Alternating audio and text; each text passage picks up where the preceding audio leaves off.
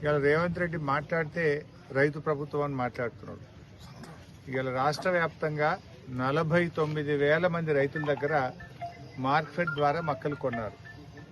దాదాపు 450 కోట్ల రూపాయలు ఈ రాష్ట్ర ప్రభుత్వం మక్కల రైతులకు చెల్లింపులు బకాయి పడ్డది. ఉత్తమ్ కుమార్ రెడ్డి, రేవంత్ రెడ్డి గారు మాట్లాడినప్పుడల్లా మేము 48 గంటల్లో రైతులకు డబ్బులు ఇస్తున్నాం, పంట కొన్న 2 రోజుల్లోనే రైతుల అకౌంట్లలో డబ్బులు పట్టాయని హైదరాబాద్లో కూర్చొని మాట్లాడుతూ ఉన్నారు. నేను మాట్లాడుతున్నది మక్కల కొనుగోలు కేంద్రం దగ్గర రైతుల మధ్య నిలబడి మాట్లాడుతున్నాను. 50 రోజులైంది మక్కలమ్మి. 50 రోజులైనా మక్కలమ్మిన డబ్బులకు ఈరోజు కూడా డబ్బులు రావడం లేదు. రెక్కలు ముక్కలు చేసుకొని మక్కలు పండిస్తే ఇవాళ వరకు పైసలు రాని పరిస్థితి ఏర్పడ్డది.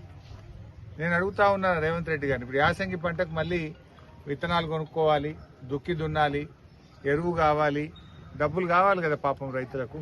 నువ్వు 50 రోజులైనా డబ్బులు ఇవ్వకపోవడం వల్ల ఏం చేస్తున్నారు రైతులు?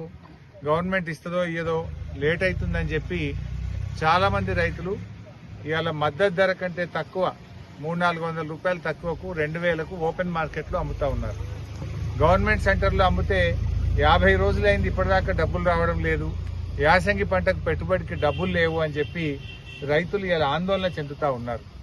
దయచేసి వెంటనే మొక్కజొన్న రైతులకు రాష్ట్ర వ్యాప్తంగా బకాయి పడ్డ 450 కోట్ల రూపాయలు చెల్లించాలని బీఆర్ఎస్ పార్టీ పక్షాన్ని డిమాండ్ చేస్తా ఉన్నా.